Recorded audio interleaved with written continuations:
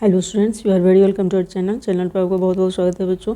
तो आज हम पावर प्ले चैप्टर का जो फिगर आउट से क्वेश्चंस बच गए थे उसको हम करने जा रहे हैं, ठीक है। तो इसमें 6 क्वेश्चन क्या कह रहे हैं कि if 12 square is equal to 144, what is the first 1.2 का स्क्वायर, सेकेंड 0.12 का square, third 0.012 square and fourth 120 square. आपको इसमें 12 का स्क्वायर दे दिया गया, ठीक है, और उसी के हेल्प से आपको जो नंबर्स दिए गए हैं उसका सॉल्यूशन करना है।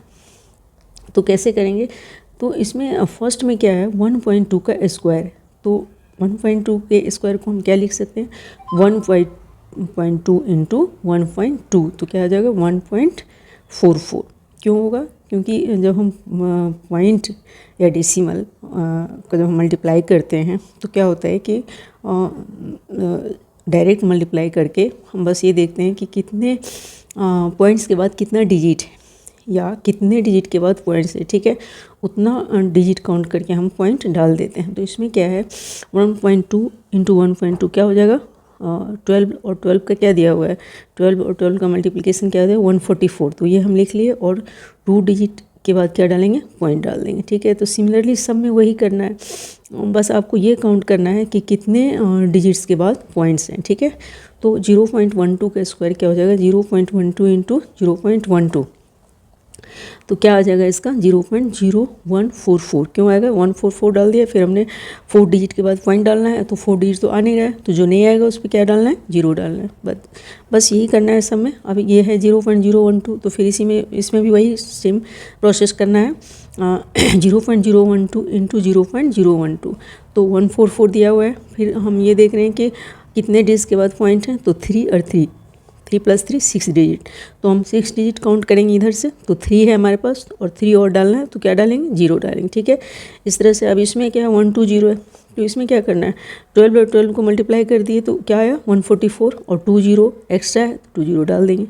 तो इसमें यही प्रोसेस करना पड़ता है, पॉइंट में देखना है कि कितने डिजिट्स के बाद पॉइंट है, उस तरह से हमको डालना है। और जब नंबर एक्स्ट्रा होगा तो स्क्वायर है तो डबल हो जाएगा, क्यूब रहेगा तो क्या हो जाएगा ट्रिपल हो जाएगा, ठीक है। तो इस तरह से क्वेश्चन 6 हो गया। 7th में क्या कह रहा है circle the numbers that are the same. अब इसमें आपको क्या करना है कि जो भी नंबर्स दिए हुए हैं उसको देखना है कि किसका वैल्यू सेम है और उसको हमको सर्कल कर देना है बस।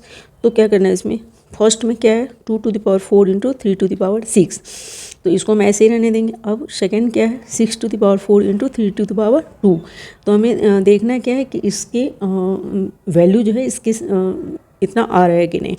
तो 6 को हम क्या लिख सकते हैं, हमेशा सारे टर्म्स को हमको क्या करना है 2 और 3 के टर्म में ब्रेक करके तब देखना है कि कितना आ रहा है। तो 6 को हम क्या लिख सकते हैं 2 इंटू 3 का पावर 4, 6 के पावर 4 को हम क्या लिखेंगे 2 इंटू 3 का पावर 4, और फिर 3 का पावर ये 3 स्क्वायर, ठीक है। अब इसको हम क्या करेंगे 2 इंटू 3 का पावर 4 है, तो हम इसको जब अलग करेंगे तो क्या हो जाएगा 2 to the power 4 into 3 to the power 4 into 3 to the power 2। अब क्या करेंगे 3 और 3 क्या है बेस सेम है, तो इसका क्या होगा पावर ऐड हो जाएगा, तो 4 + 2 6, तो और 2 का पावर 4 है, तो ये आ गया 2 का पावर 4 इंटू 3 का पावर 6, जो कि फर्स्ट जो नंबर है वही है, ठीक है। तो इसका मतलब फर्स्ट सेकंड आ गया सेम वैल्यू, ठीक है। थर्ड तो आएगा नहीं, 6 to the power 10 है, तो इसको हम 2 इंटू 3 का, ये आपको क्लियर हो रहा होगा कि ये कैसे होगा 2 इंटू 3 का पावर 10 करेंगे तो नहीं होगा। फिर ये हो सकता है जो 2 के टर्म में ना उसी को हम कर सकते हैं। तो ये क्या है इसमें, अब इसमें क्या है 18, तो 18 का पावर 2 इंटू 6 का पावर 2, तो 18 को हम क्या लिख सकते हैं 2 इंटू 3 इंटू 3, तो 2 इंटू 3 इंटू 3 का पावर 2 इंटू 3 और 2 के टर्म में ही तोड़ना होगा, क्योंकि फर्स्ट का जो वैल्यू है उसी के इतना वैल्यू लाना है, ठीक है। तो इसको हम यहाँ 3 इंटू 2 का कर दिया स्क्वायर, तो क्या हो जाएगा यहाँ 2 square into 3 square into 3 square into 3 square into 2 square, फिर क्या हो जाएगा 2 बेस सेम है, तो यहाँ 2 + 2 तो 4 और 3 का पावर 6 हो जाएगा, क्योंकि यहाँ 3 टर्म्स हैं और बेस क्या है सेम है, तो 2 + 2 + 2 क्या हो जाएगा 6 हो जाएगा, ठीक है। तो इस तरह से हमने देखा कि ये और ये दोनों सेम है। फिर ये नहीं आएगा 6 का पावर 24 है, तो ये नहीं आ सकता ना, इसको हम क्या लिख सकते हैं 2 इंटू 3 का पावर 24, जो कि सॉल्व करेंगे तो ये इतना नहीं आएगा, ठीक है। तो इस तरह से इसने हमको इसमें क्या किया हमने, इस तीनों को सर्कल कर दिया, ठीक है। तो ये हो गया। अब 8th क्वेश्चन है। 8th क्वेश्चन क्या कह रहा है, 8th क्वेश्चन कह रहा है कि identify the greater numbers in each of the following. अब इसमें आपको ये पूछ रहा है कि 4 टू द पावर 3 और 3 टू द पावर 4, ऐसे आपको मतलब पता चल रहा है कुछ कि कौन सा बड़ा होगा। तो 4 टू द पावर 3 और 3 टू द पावर 4 में इसमें एक ट्रिक होता है कि जो पावर ज़्यादा होगा ना वही बड़ा होगा। अक्सर यही मान के चलना है कि जो जिसका पावर बड़ा होगा और यदि बेस में थोड़ा डिफरेंस होगा तो पावर वाला ही बड़ा होगा, क्योंकि पावर का वैल्यू बहुत ज़्यादा होता है। तो इसमें क्या है, 4 टू द पावर 3, इसको 3 टाइम्स करेंगे तो क्या हो जाएगा, 4 इंटू 4 इंटू 4 तो 64 हो गया। 4 4 16, 4 64, और 3 का पावर यदि हम 4 करते हैं तो क्या आ जाता है 4 टाइम्स, तो 3 3 9, 3 27, 3 81। So 3 to the power 4 is greater than 4 to the power 3। अब सेकेंड क्या है, 2 टू द पावर 8 और 8 स्क्वायर है, ठीक है। तो 8 स्क्वायर तो पता ही है 64 हो गया। अब इस 2 टू द पावर 8 को देखते हैं कितना आ रहा है वैल्यू इसका। तो 2 को 8 टाइम्स करेंगे तो क्या हो जाएगा, 2 2 4 2 8 2 16 16 32 32 2 64। अब 64 से ये क्या हो गया, एक्स्ट्रा हो गया ना, 2 इंटू 2। 64 को यदि हम 4 से मल्टीप्लाई करते हैं तो क्या आ जाता है, 256 आ जाता है। So 2 to the power 8 is greater than 8 square, ठीक है। अब क्या है, 100 का पावर 2 है तो 100 इंटू 100, और ये 2 का पावर 100 है, 2 टू द पावर 10 का पावर 10। अब इसमें हम ये देखना है हमें कि 2 का पावर 10 क्या होता है। जब हम पावर प्ले स्टार्ट किए थे तो हमने काफ़ी इसका प्रैक्टिस किया था कि 2 का पावर 10 क्या होता है, 1024। ये याद रहना चाहिए, 1024 आता है। यदि 10 टाइम्स आप 2 को मल्टीप्लाई करो तो क्या आएगा, 1024 आएगा। अब इसका पावर 10 है तो ये तो क्लियर ही है, ये 100 का पावर 2 और ये 1024 का पावर 10, तो ये ग्रेटर होगा, ठीक है। So 2 to the power 100 is greater than 100 to the power 2, ठीक है। अब 9 क्वेश्चन क्या कह रहा है, 8 हो गया, ठीक है। अब 9 देखिए, 9 क्या कह रहा है। अब 9 क्वेश्चन क्या कह रहा है, a dairy plans to produce 8.5 billion packets of milk in a year. They want to unique ID code for each packet. If they choose to use the digits 0 to 9, how many digits should the code consist of? आप आपसे ये कह रहे हैं कि एक dairy में क्या है कि जो मिल्क बनता है वो पैकेट उसको बनाना है 1 ईयर में 8.5 millions. They want to unique ID code for each packet. Each packet के लिए मतलब कि एक पैकेट के लिए उसको, प्रत्येक पैकेट के लिए क्या करना है, ID यूनिक रखना है, ठीक है। If they choose to use the digit 0 to 9, वो डिजिट कौन सा चूज कर रहा है, 0 to 9 चूज कर रहा है।